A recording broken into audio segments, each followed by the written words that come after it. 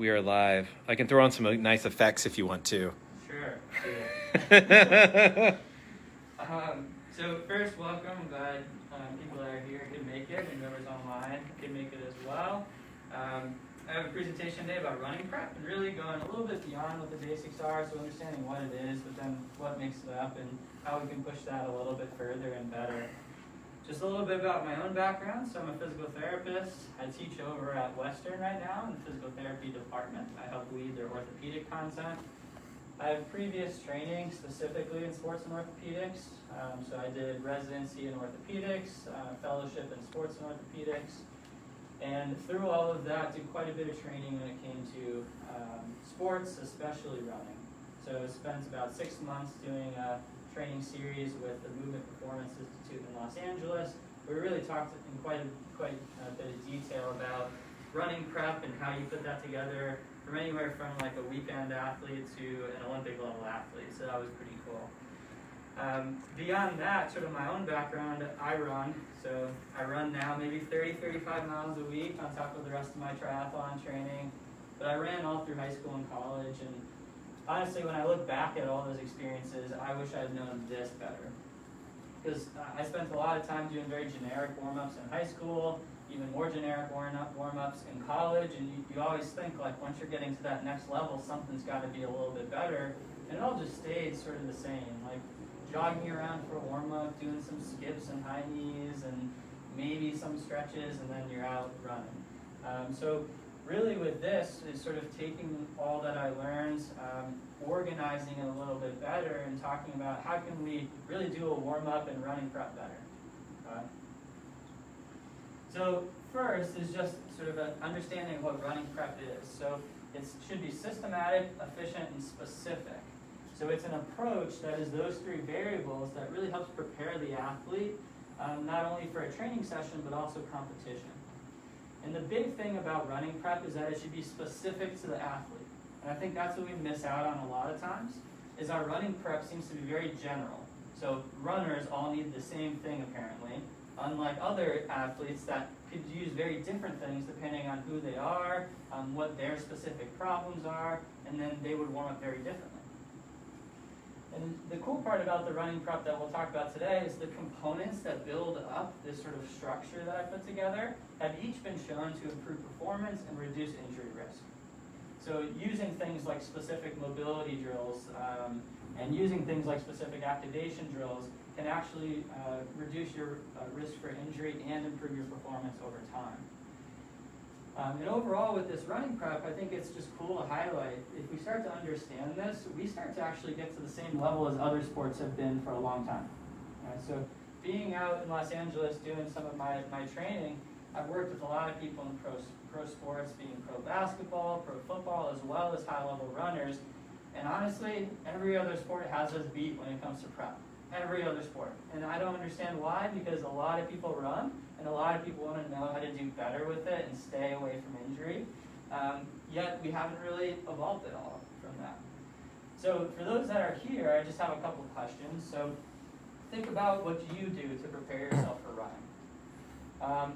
What do you do to prepare yourself for running, and why? Any thoughts?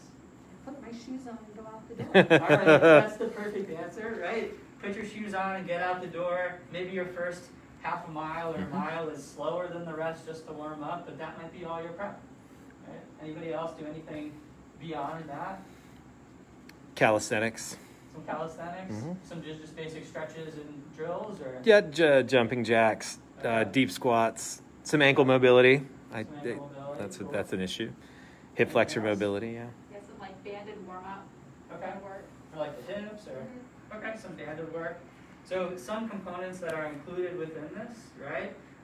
Even just the jogging to get ready is included in this. But sometimes we need a little bit more, right? Why do you guys warm up the way that you warm up? Because my coach told me so. Because your coach told you so, perfect. Okay. Typical athlete, listen to coach. Yep. Good. Because I don't know better. Okay, so don't know better, so hopefully improve that today. Maybe get some awareness of what to do differently. Because it's Getting injured. Keep you from getting injured, or it's kept you from getting injured, so why change what's working, right? There. just it. It's worked up to now. It's worked worked up to now, okay. Next question about your warm-up. Is it systematic, efficient, and specific to you and your sport? I think for me, I would barely do any warm-ups for like the longest time, because I think like when I first started, everything was like quick and easy, and I hadn't been injured, and then you go through some injuries, and you're like, oh, maybe I should like work towards certain things, right? Like warm up in certain ways, target certain muscle groups. And now that I'm being coached, I'm actually seeing like, oh, that makes a big difference. Yeah. So injuries might have opened your eyes to what you should do or could do, and then now with some specific coaching, that opens it up even more. Agreed, yeah. Cool. Okay. Anybody else? Is it systematic, efficient, and specific? It's very efficient. Might not be systematic or specific, but okay. Cool. And does it work? I mean, you said it works for you. Your warm-up works for you, right? Haven't Yeah. stayed away from injury. It's more of a cool down. More of a cool down? Okay. Yeah. Okay. Anybody else? Does it work? That's why I'm here. Okay. Yeah. Perfect. All right, so first is just understanding what's included in what I'm going to talk about.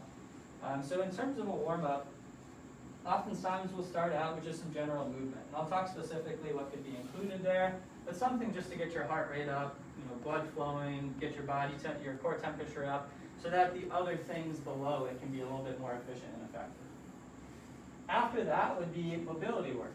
So with this mobility work, this is often more static, isolated mobility work, and it could be specific to running or specific to the athlete, or both.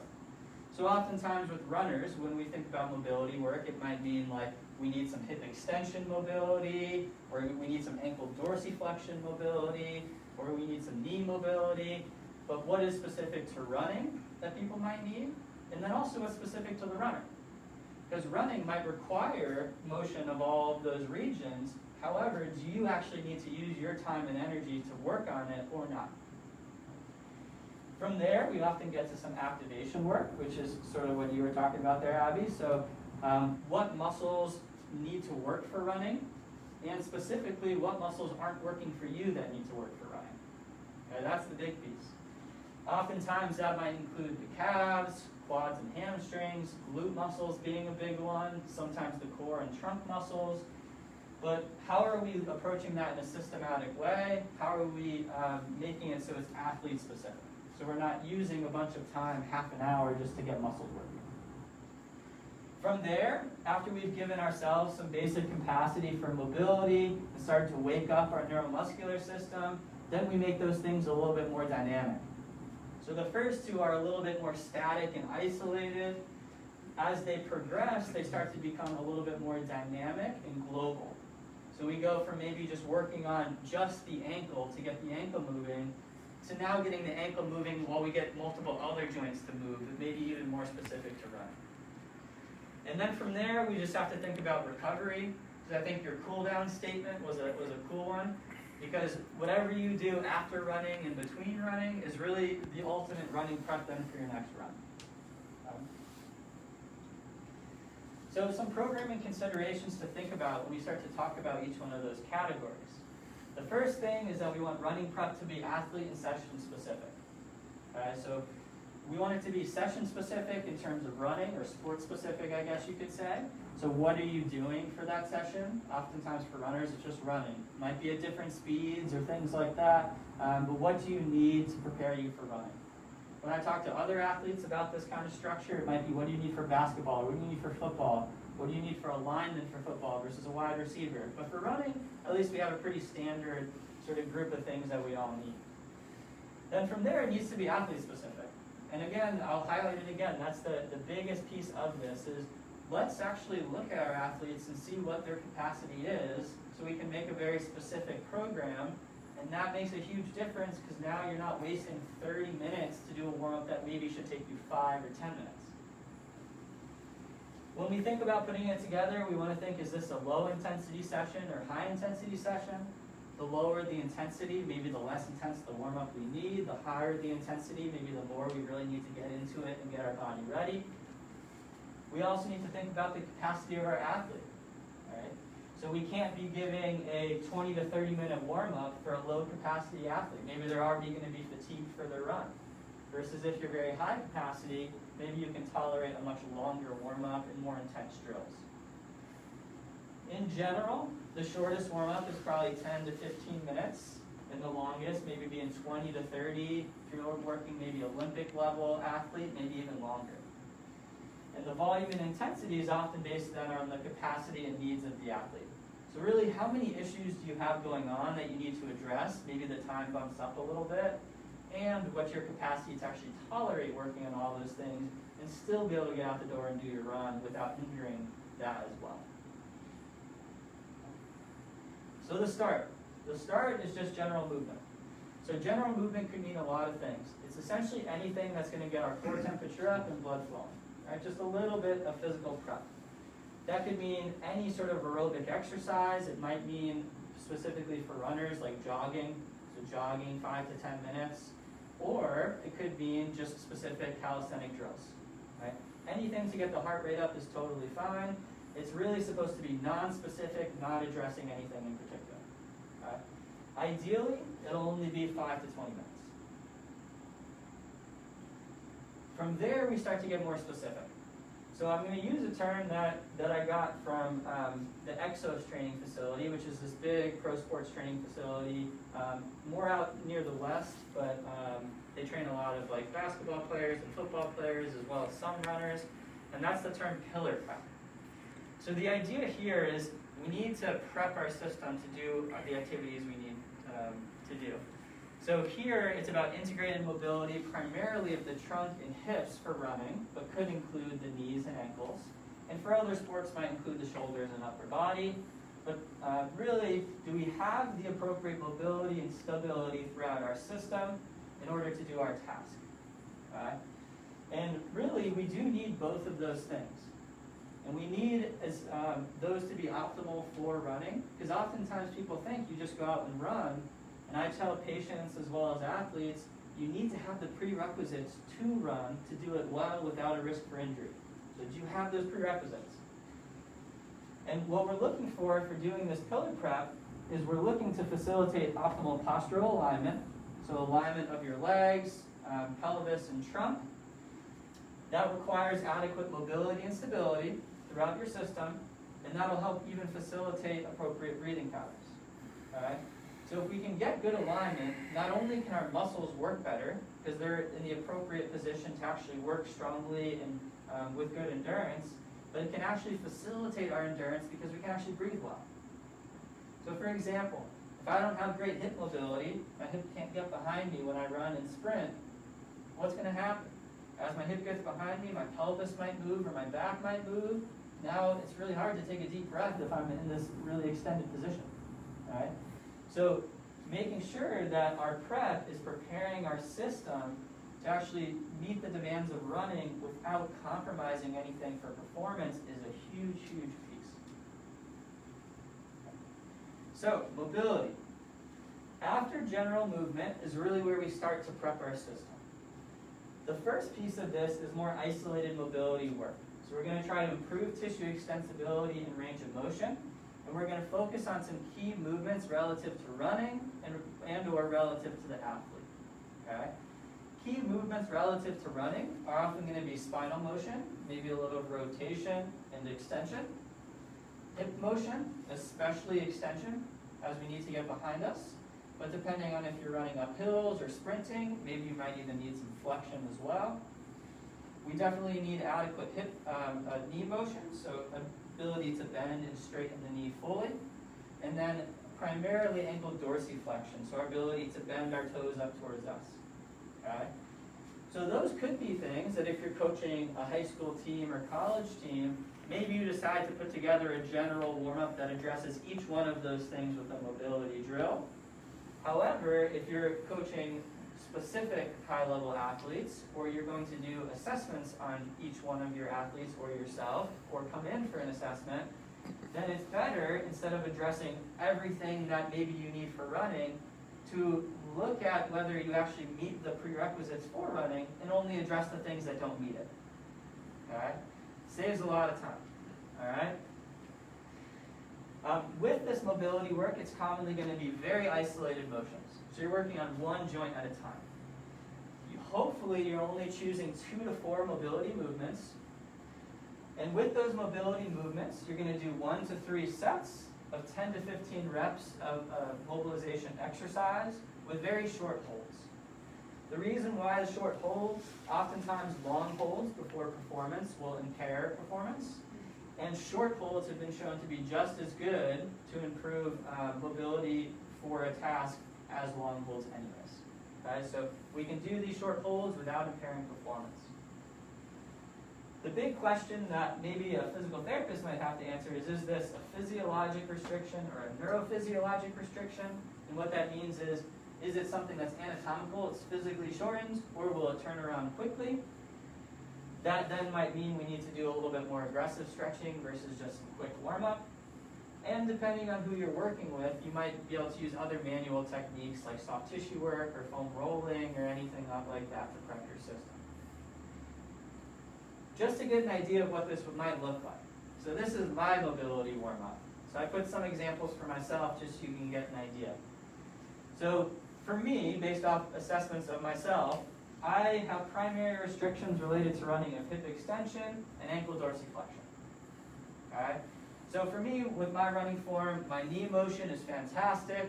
My ankle pointing my toes is great. My ankle bringing up towards the toes is not great at all. My hip flexion is pretty good. My hip extension is lacking. So what I do to warm up for hip extension stretching is I'll be in a kneeling position, and I'll be lunging to very end range hip extension, holding for 2 to 3 seconds, and coming back up. And I do 2 rounds of 15 on each hip. So I do 15 on this hip, getting as far as I can, really pushing it all the way, holding for a couple seconds and back up. I'll switch to 15 on the other side, 15, 15. After that, then I'll focus on the ankle, and luckily I don't have to change position at all. I'll stay in this position, but now be focused on the front foot.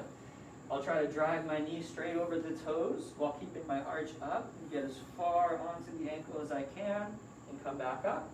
And same thing, I'll do two rounds of 15 repetitions on one side and do the other side as well. And that is a mobility routine that's isolated, that's specific to my own impairments, that is sort of very efficient, and is a way to just get my system with the initial mobility required to then do the later drills as well as run. Does that make sense? Any questions about the concept of this mobility piece, like very isolated stretching? What would you do for something like in your upper back or thoracic area? Thoracic area could be as simple as sort of bending back over a chair, wherever the stiffest region is. You might sit, put the chair right at the height of the stiff area, bend back far as you can, and come back up, and do a couple of rounds of that. Any other questions? Pretty good? Anybody, can anybody think off the top of their head of their own specific joint restrictions? Ankle for sure. Ankle? Ankle. Okay. So start to pick up on those things for yourself, and then think, which motion is restricted? How can I go about stretching that? Right? And oftentimes, especially for runners, we probably don't need much more than 2 to 4, because we're mostly working with our lower body. Right? We probably have, in just general summary, not everybody, most people are going to have a restriction in hip extension. Most people either need flexion or extension, and then ankle dorsiflexion.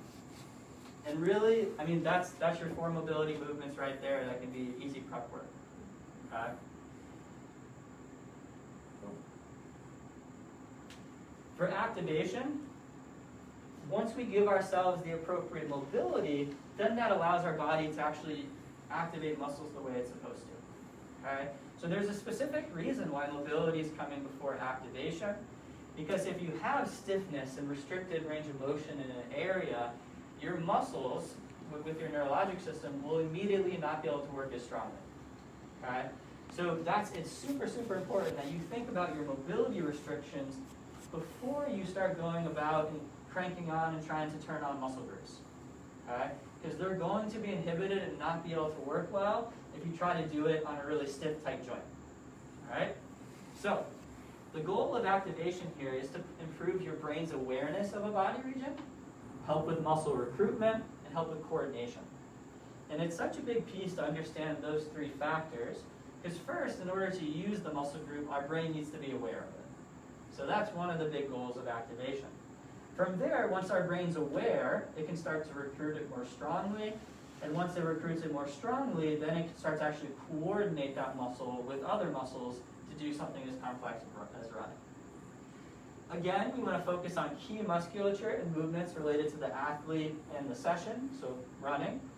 If we're doing, again, a general summary of probably where runners have a problem, it's probably glutes, whether it be glute max on the back here or glute med on the side here. Probably either quad or hamstrings, and then probably calf or foot muscles. Okay? It can require some specific testing to figure out which ones of those is more problematic than others, but general summary, that's probably it. Right? If we want to think even a little bit more global, a lot of runners have issues with the abdominal muscles as well, but just lower extremity, that's probably the summary there. Same thing, this is going to be far more isolated. You're not getting out there and doing squats and multiple joint muscle group exercises. You're focusing on one muscle at a time. The reason being, if you start to use multi-joint exercises like a squat or a lunge or something like that during this initial activation, if your brain isn't aware of that muscle group, I keep pointing to the butt because that's what I work on, you'll see that in a second. If your brain's not aware of it and not recruiting it, the second you put it in a higher level task, it still is not going to work up to par. Okay? So isolated first, 2 to 4 movements commonly is all we need. 1 to 3 sets of 10 to 15 reps of the exercise. We have to think, are we truly weak in that muscle group? If so, you probably need a little bit more time to strengthen before you think about running. Because if you're truly weak, you're not just going to be able to turn a muscle on and be able to go run 5 miles. It just won't happen. So if it's true weakness, you probably need a strength program. But if it's just turning the muscle on to get it prepped for running, that will turn around really quickly if you just work on some activation and mobility with. Okay? In general, what mine looks like here, because my primary restriction is the hip muscles, is I do 3 times 30 seconds of the clamshell exercise. So I hold it for 30 seconds with the green band around the knees. I do 3 times 30 seconds of lifting the leg up and back, again holding against the bands. I do 3 times 30 seconds of fire hydrants, so that's down on all fours, sort of putting the leg out like a dog peeing on a fire hydrant, holding with the green band, and then 2 sets of 15 with the single leg bridge. The reason why my program is structured like this, holds are better to turn your brain on to focus on a muscle group. I'm still at that phase, I can't just do reps. So my brain still needs to make a conversation with my glutes. So I focus on holds, and then this one I can do fine with just reps. So can you guys think of any specific muscle groups that you struggle with in terms of getting to work for you or feel like they're working with exercise and running? I have a quick question. So the single leg bridge, is that because there's multiple muscle groups in that? That's why you're saying you can not hold it like the clamshells, but just do reps? It's because it's more because I feel this one well and I can actually recruit the muscle well. I've tested myself with EMG on all these, so I know that like I'm getting the right things going. So it's a different level, I know. But it's more, are you feeling it in the right? If we're talking about just generally testing yourself, are you feeling it in the right place? Okay. So like if I was doing a single leg bridge, so just for example of what that looks like, I would be here driving up. If I'm feeling that all in my hamstring, I'm not getting the right spot for me. So right off the bat, then I have to go to an easier exercise. But the reason why I structured it this way is I hammer home the hip muscles, and then I feel them really well when I get to the single leg bridge. So it's a nice easy transition to a little bit more of a multi-joint exercise without going to something like a squat or a lunge. What if we have something that won't turn off? What if we have something that overactivates? Really, that's going to be addressed more through your mobility stuff. So your sort of passive and dynamic mobility work. In those sections, then you can start to, instead of utilizing just stretching movements the way that I put them on here, so 1 to 3 sets, 10 to 15 reps, you might do something like a more prolonged stretch in that kind of case, or you might choose any sort of inhibition techniques, like contracting the muscle and relaxing it, soft tissue work, or foam rolling. So really, if something won't turn off, it's really one of the other categories that's probably going to be the focus. And if it won't turn off because other muscles won't turn on, then activating the opposite muscle group will be a big focus. Does that make sense? Sorry if I'm going off on a tangent. So then, any muscle groups you can think of that are problematic for you? Hamstring, hip, buttock area. Right? Posterior tibialis. Glute med, posterior tib. So glute med, your program's probably going to look almost exactly like this. Right? Probably a huge focus here. Right? Same thing for you. Hip muscle, hamstring overuse kind of stuff is often hip muscles aren't working up to par. It's probably going to look very similar to this. Posterior tib, you're out in the middle of nowhere. I don't know about you. No, I'm kidding. Then now you're looking at focused calf work potentially, focused footwork. But maybe you don't need any of this hip stuff. Maybe it's just a lower leg length for you. Or maybe you actually need to work higher up as well. And that's where stuff like this for activation can get very crazy and very long. So we really need to think, like, how specific is it to you so we don't get 10 exercises? Okay? That's where this becomes an art form and really testing it out to figure this out. Okay? Will you do each, like the movement, mobility, activation? Will you do all of them, or you just pick and choose like which ones make the most sense for you on a certain run? I do at least mobility and activation before every run. I might only do dynamic mobility and dynamic activation stuff, which we'll talk about in a second, before like a harder run or workout. But really, how I see mobility and activation is this is addressing the prerequisites you need to run. So if you have all the prerequisites, you have all the mobility, all the strength and control in the world, go ahead, walk out the door and start running, right? However, almost no one is like that, would be my guess. So I see those first two categories of like just giving you the very basics you need to get out the door. Is that fair? Mm-hmm. And then from there, the dynamic mobility, dynamic activation is where it starts to get a higher level to prep your system for something even beyond just an easy run. Okay. And I will say, like, I don't necessarily always do general movement before doing these. I'll often just start mobility, do activation, and then start my run a little bit easier if it's just an easy day. But those are just minor tweaks you can make within that structure.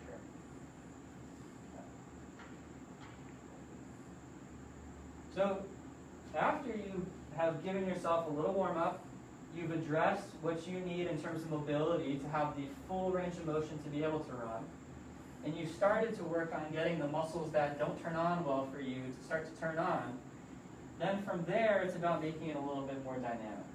Because just focusing in isolated patterns, although it will give your system the capacity to do something, it might not mean that it's actually using the capacity that you gave it. Okay? So now with this dynamic mobility, it's a little bit less static and more dynamic, and it's often using multiple joints at once. So you're trying to improve tissue extensibility and start to load the movement patterns required for running through a full range of motion. Right? Here, now we've transitioned to more global movements. You can start to ramp up how many mobility patterns you work on because they're going to go faster.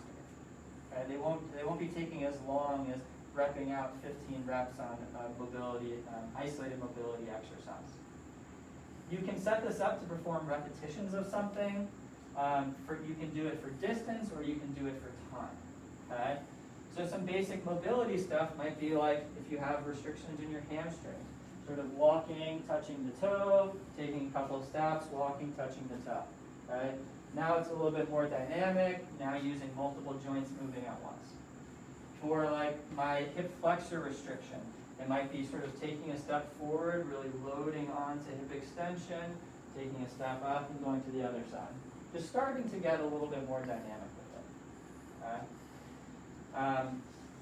So this is where now you're actually trying to use it as specific to the task as possible, and you can start to increase sort of the number that you do and the range of motion that you're using even more. So based off what we talked about here, what can you think of as some dynamic mobility exercises? And I would say in general, dynamic mobility is probably most of what athletes do to prep for running. High knees would be arguably, depending on how you do it, dynamic mobility or dynamic activation. If your focus is more range of motion than speed and power, maybe it's more dynamic mobility, so high knees.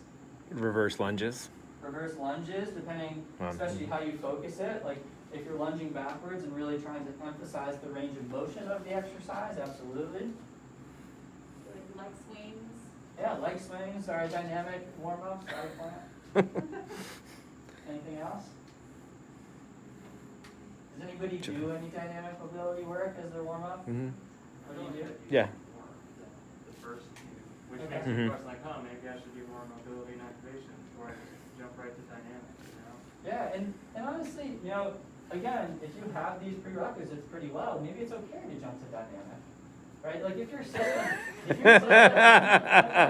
well, just so we are aware that like it's not a rigid structure, right? Like if your mobility quickly comes around, and you don't have like these long-standing impairments, you might not need to do focused work, right? Or if your muscles quickly start feeling them well and they start turning on quickly, you might not need to focus on them, right? I would say that's a very small minority of the running population, but it's a possibility. Well, you could probably, like, some people could probably run and be mostly injury-free, but if also you're trying to focus on, like, performance, then implementing make sure the prerequisites are checked off before doing runs makes a lot more sense than just, like, going out running. Yeah, I mean, there's certainly a difference between injury prevention and performance sometimes, right? The level that you need to be working at is very different, right? Just to stay healthy, anybody maybe can go out there and run and stay healthy if you're lucky enough, right? Or you grade your training appropriately enough. However, when it starts to get to performance and you're working at the max, those little percentages matter, and maybe things like this make even a larger difference, right? Certainly, like I said, research shows addressing these factors, each one of these things in isolation in research studies does impact performance and injury risk. It's just, yeah, some people can be lucky and some people can't, right? I don't know, anybody in this room completely injury-free? Right now? Whole Ever. life. Probably not, right? Most of us are going to get hurt, as well as myself, which is where then sort of figuring out why that happened in the first place and building that into my program. Like, I've bought in, sometimes it takes an athlete and injury to do that, but it can make a huge difference, for sure. From there comes dynamic activation, and there's certainly an overlap between dynamic mobility and dynamic activation. What I would say is the huge difference is the emphasis of the exercise and the speed of the exercise. So what I mean by that is dynamic mobility, I could do a lunge for dynamic mobility or for dynamic activation. But if I do my lunge and I'm trying to work on hip extension, I'm going to really emphasize that end range of motion before going to my next one. That's more dynamic mobility. However, if I'm trying to really load up and get deep into a glute muscle and explode up off the glute, that's really more dynamic activation. So it's ultimately a lot of these exercises could be used for multiple things, but what's your emphasis? What are you trying to feel? What are you trying to focus on? Okay? Again, now we're trying to dynamically improve our awareness, recruitment, and coordination patterns. And this is where coordination now becomes more of a thing, because we're working with multiple joints having to do something at once. And really, where this becomes very different from the more isolated activation is now you're progressively increasing force and velocity of exercises. So you're moving with progressively higher speed, progressively higher force. Okay? Commonly, these are global movements again. They're not going to be like an isolated hip out to the side here. It's going to be like lunges, high knees, butt kicks for speed, right? Or hops for speed, jumps for speed, whatever it is. We can choose 4 to 6 activation patterns. You want to be careful about overdoing it because the speed and velocity or the force and velocity are increasing. So you don't want to fatigue somebody out too much. Oftentimes these are done for distance or time, but you could do them for reps. But something more generic might just be drills, on the street or on a track, maybe a few sets of 10 to 15 meters of a dynamic exercise. Okay? So can you guys think of any examples of a dynamic activation exercise?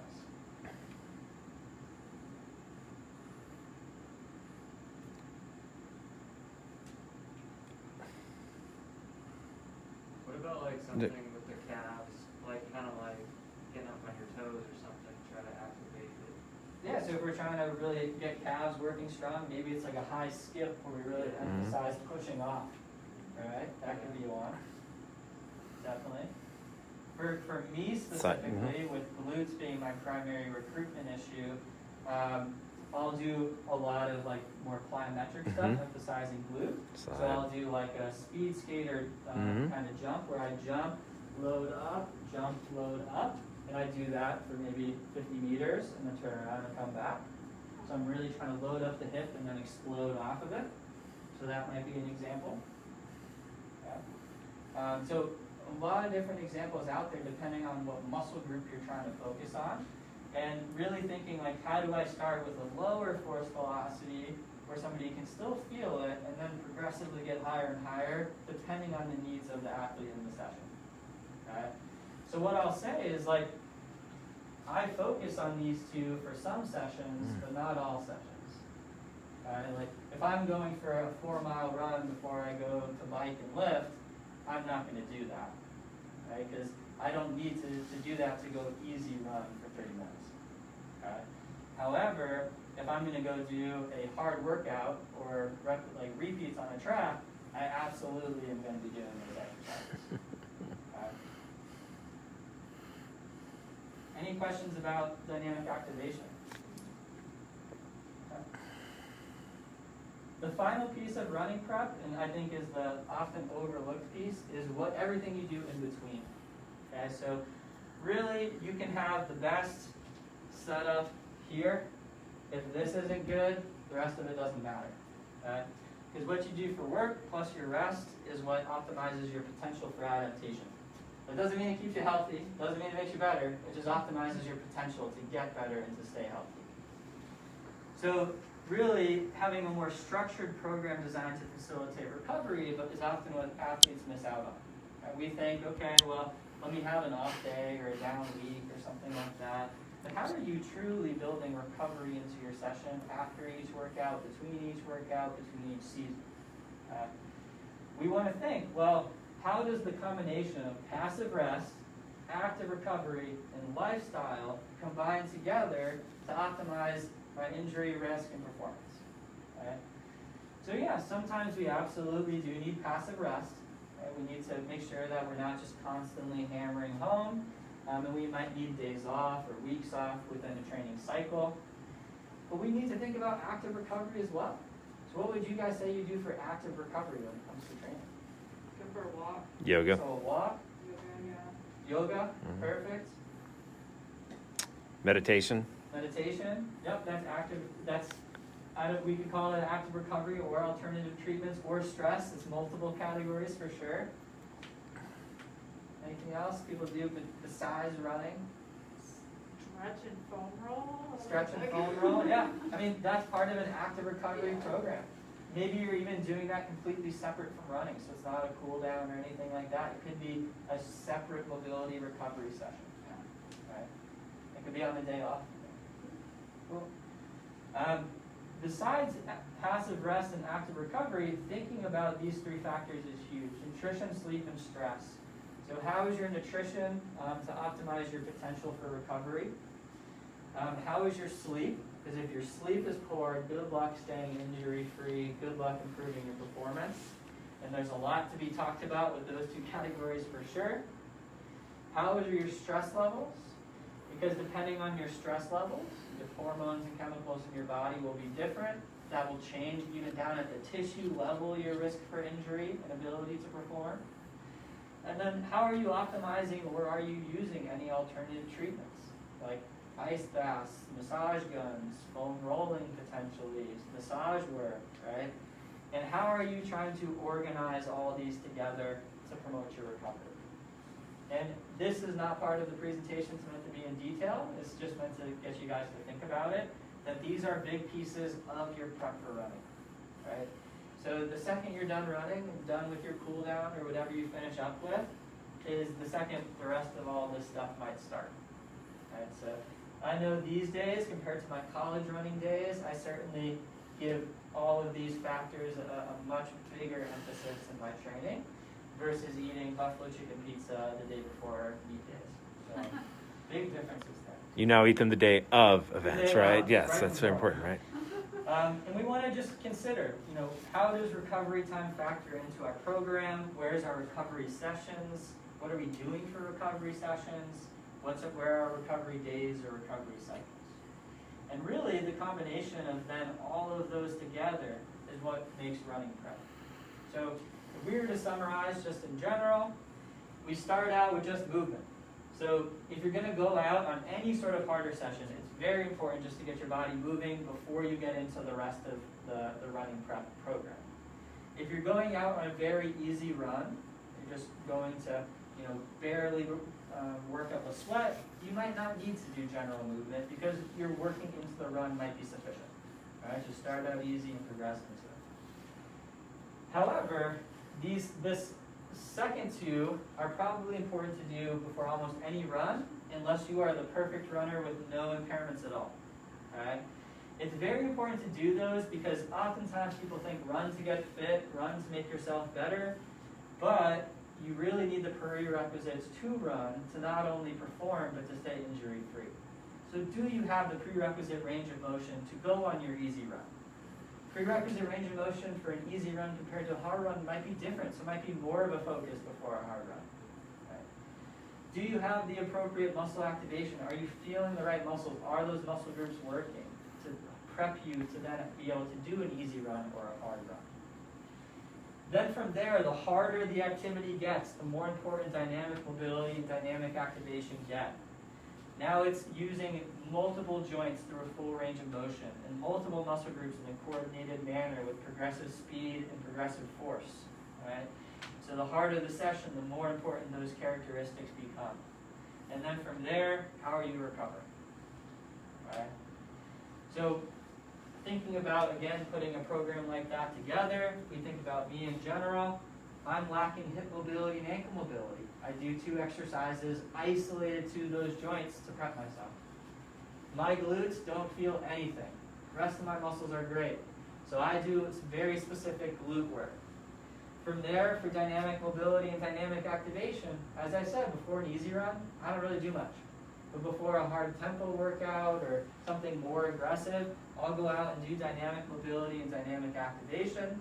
Dynamic mobility, really reinforcing my 2 primary impairments. So I'll go through lunges and really try to emphasize hip extension, and I'll go through walking lunges like that. I'll go through and focus specifically on ankle dorsiflexion mobility, so I can do a lunge and instead of lunge forward, sort of lunge back and bend the knee on it, and then walk forward. And I'll also do like some inchworm exercises to work on end range mobility for the ankle. From there, dynamic activation, I'll do a lot of plyometric work emphasizing the hips, and then I'll get off into my harder run. Okay? So it's oftentimes you identify your big issues, and now you just reinforce them with greater range of motion, with multiple joints and greater speed. So I have a question. Yeah. To do all of this dynamic mobility activation and stuff. Yep. Let's say you've got to drive 20 or 30 minutes to go meet or to go to where you're going to run. Can you do this stuff at home first, or do you need to do it right before you start running? Good question. It's best to do it before you start running, because you're going to lose out on a lot of the benefits of the mobility and activation work relatively quickly unless they're reinforced. So like once your body warms up into it, you'll probably maintain a lot of those throughout the rest of your run. But if you're driving 20 or 30 minutes, it'll probably revert back before you're able to start with your run. That being said, like if you have a specific program for these things that you're doing separate from your running, that will steadily improve over time, and now you need to focus on it less and less. So really, if I'm being honest, that's what my program looks like. So I focus on those things on days that I'm not running, that I am running, even at separate sessions beyond running, so that hopefully over time I have to do less and less and less of it. But yeah, to answer your question, I wouldn't wait 20, 30 minutes after doing one. Cool. Questions? Beat you to it. That's a good question, especially since like driving to a trailhead. And I'll say, like, again, this kind of stuff, you can think about running and what you need for range of motion muscles to work, and then you can put together a generic program. However, like, if you can assess yourself more specifically, it helps big time. That way you cut down on all the excess. Because I'll tell you, like, our warm-ups in high school used to be 45 minutes. Or in college used to be 30, 45 minutes. Now, that warm-up that I talk about takes me 10, 15 minutes, and that's all I need. Because I'm being very specific to myself. What if your warm-up used to be 0? 0 minutes. I think the struggle is always like, I don't want to spend all this time like doing all these things, right? I just want to like go, like this morning, like ran before work, it was 5 a.m. Yeah. I really, like, if I wanted to put everything in place, I mean, within reason, probably only have to wake up like an extra 15 minutes earlier, which I guess isn't the worst thing in the world, but It's one of those things, like, you have to buy into the investment that that time is going to give you, you know, and if you don't feel like you need that trade-off and you're injury-free and performing well, then maybe you don't spend the time and energy on it, but eventually if something happens, maybe it opens your eyes and you're like, oh, maybe I actually do need to focus on that. So for me, like, I've had enough injuries, I see it as an investment in my health to allow me to run more. But I know of a lot of other people that have been injury-free their whole running career, and good for them, but they don't buy into that time and investment quite as much. You know, so it's all a trade-off, and as training ramps up, as I went from running to also biking and swimming, gosh, that I really whittled down my warm-up quite a bit because I just didn't have all that extra time. So yeah, I agree. It's hard to find the time, especially if you're waking up early to do it. Any other thoughts or questions? No, just, so I'm dealing with a hamstring tendon injury. Yep. And I've had 2 PRP injections. Yep. And so I have a whole series of exercise and physical therapy that I've been going through. But on the mornings that I go out and run, which again is at 5 a.m. or earlier, Yeah. I don't do all the exercises. I just run. I figured that's my exercise for the day. Yep. Now I'm gonna look at it differently. And you know, and you say you have all these exercises, and I think a big thing is organizing those exercises too, right? Is like, doing them is huge, that makes a big difference. When it comes specifically to preparing yourself to run, the organization of those exercises becomes huge as well. And I'll say, like, really what I see in the clinic is that most runners, a lot of their injury stuff or their aches and pains are because they don't do this well. So if we're talking about a hamstring issue, maybe one of your issues is you're not recruiting the glute muscles, or something is too tight that's not allowing you to recruit it, and now when you run, your hamstring's over-recruiting. Well, wouldn't it be great if before you even went out on a run, all of that was working well, so your hamstring isn't just turned out to the max all the Right, time? so now I'm gonna change how things do. It can be nice to experiment with, and you know, I'll say it can make a big difference with just the efficiency of your exercise. Because now you're performing your exercise specifically around the task that's the problem and not completely separate. So there's more of a correlation between improving your performance and function and taking stress off the hamstring with the worst task that you're doing, you know? Except efficiency is not there, because when you try to do these single leg bridges with 2 little dogs climbing all over you, Oh yeah, it's like, oh yeah. I have 2 big dogs that climb all over me, so I Yeah. understand. Awesome. So how many dogs do you recommend? If At least 2 dogs. At least 2 Yeah, dogs, okay, okay, okay. well, yeah. Good question, good question. Thank you. Awesome. Well, I appreciate your guys' time. If you have any other specific questions or specific to issues, let me know. Because I think that's where like the art of this comes in, is what are your problems? What exercises are you doing for them? how are you organizing it to make each exercise build on the next so that each one is the most efficient possible. So if you have any other questions, just feel free to reach out or talk now. So, awesome. Anything else? That was great. Thank you so much for giving your expertise and your time. Yeah, Thank you. Appreciate it. yeah, thank you. Cool.